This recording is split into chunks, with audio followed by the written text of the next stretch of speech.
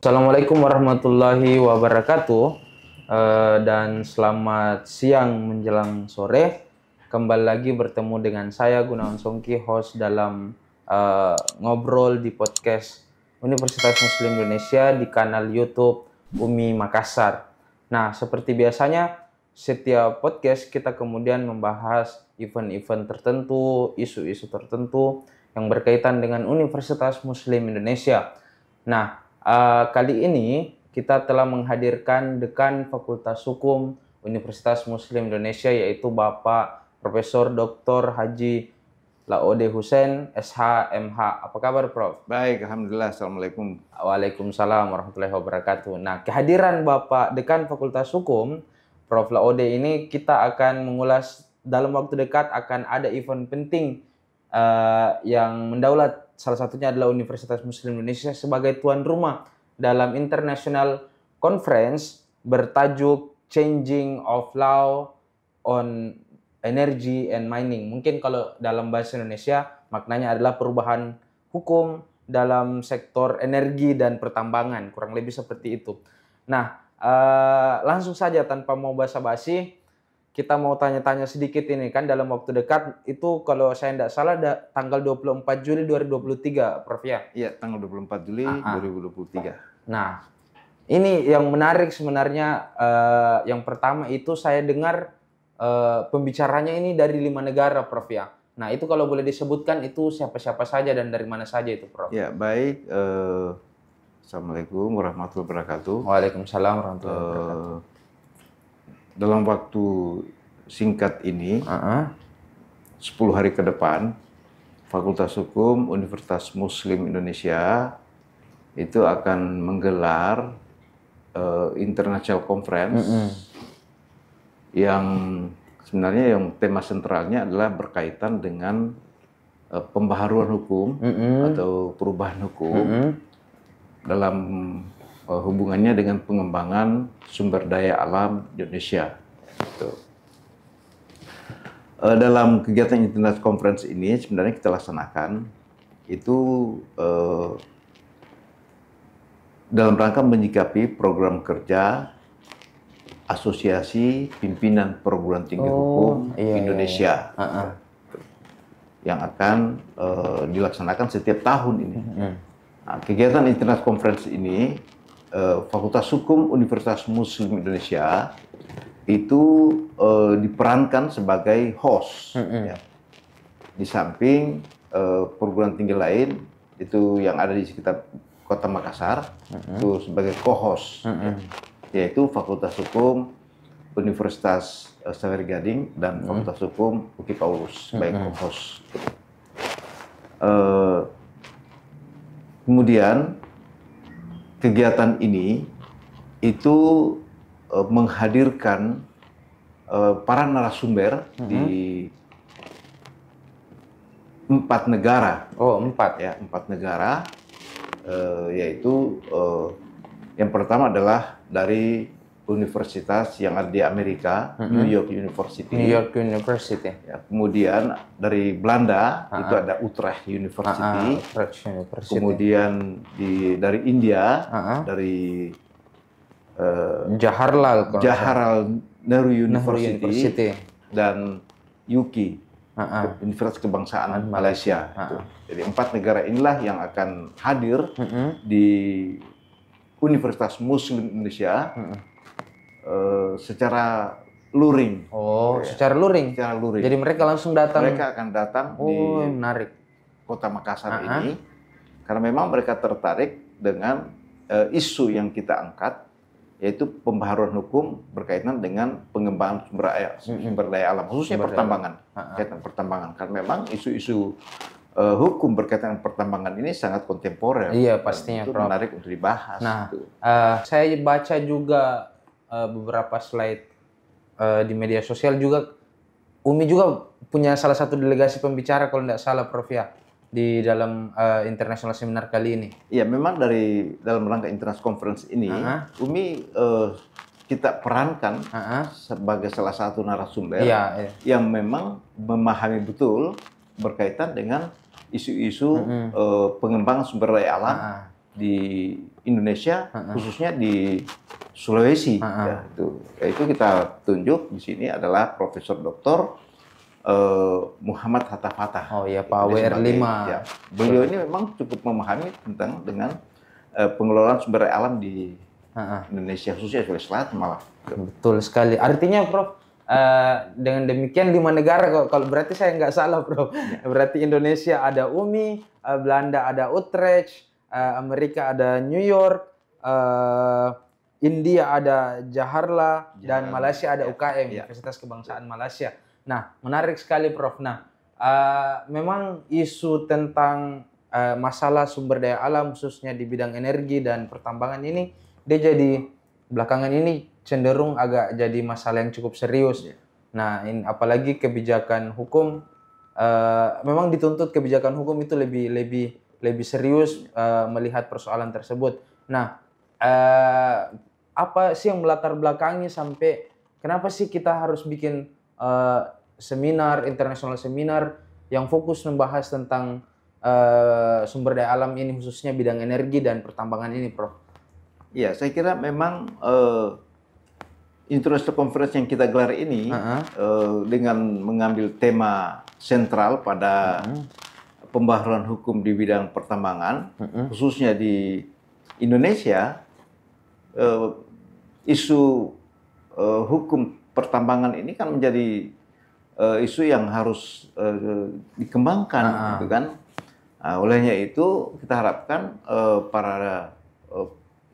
para peserta, para presenter nantinya itu lebih fokus untuk menganalisis dalam rangka pengembangan regulasi di bidang pertambangan. Gitu kan. Kan ini memang, apalagi kita tahu persis bahwa maraknya penambangan di Indonesia di bagian timur ini itu memberikan dampak hukum yang cukup serius, bahkan dampak lingkungan, dampak budaya, dan dampak sosial itu.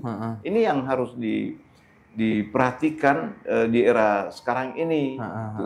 Jangan sampai dampak yang ditimbulkan oleh penambangan ini itu tidak tertangani secara baik. Olehnya itu ya kita harapkan para presenter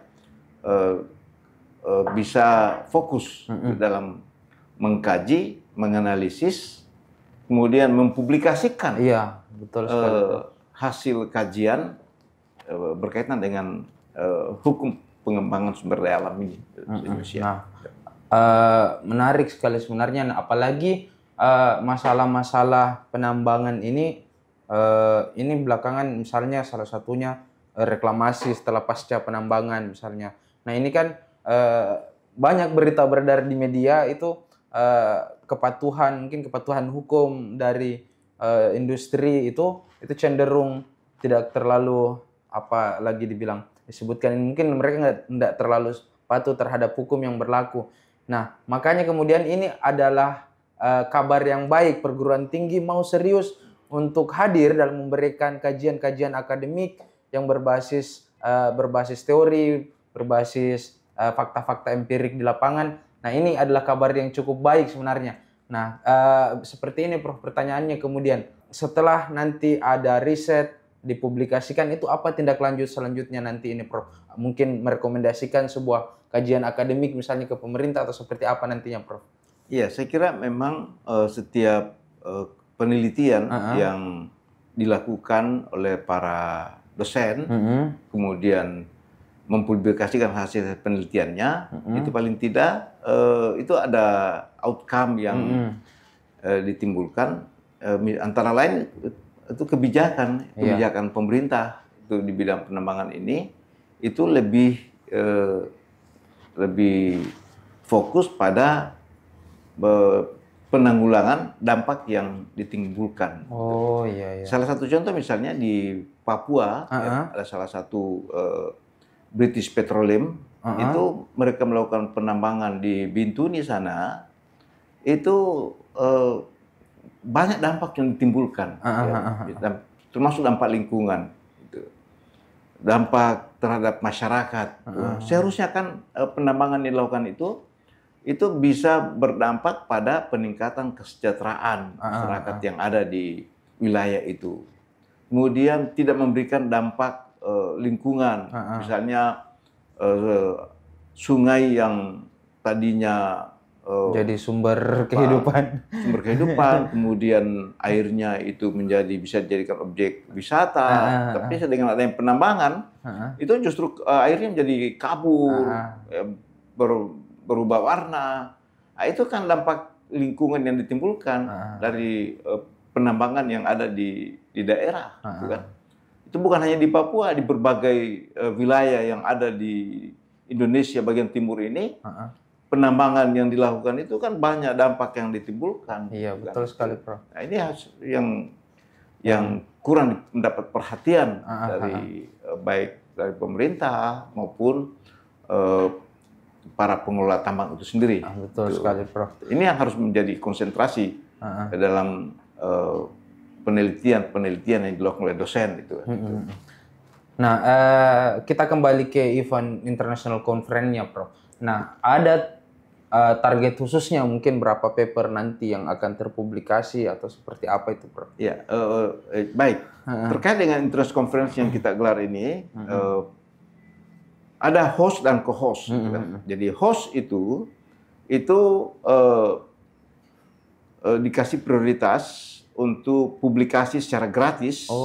Itu 7 artikel. Wah, menarik ini. Artikel ya. Jadi itu ini kesempatan yang baik sekali ini sebenarnya. Kemudian untuk co-host itu 5 artikel gratis. 5 artikel gratis. Baik yang proceeding internasionalnya maupun sampai publikasi pada tingkat jurnal yang berreputasi Scopus. Jadi bisa saja dari berbagai artikel yang ditulis oleh dosen itu dianggap layak untuk dipublikasikan pada jurnal yang terindeks Scopus. Cuman pastinya tetap melalui tahapan proses seleksi yang memang untuk publikasi Scopus itu kan harus layak tulisannya. Harus layak. Pastinya ada reviewer yang berkapasitas yang menguji dulu itu melihat. Ya, harus ada proses, ada proses reviewer yang tentu dilakukan oleh reviewer yang sangat kompeten di bidangnya.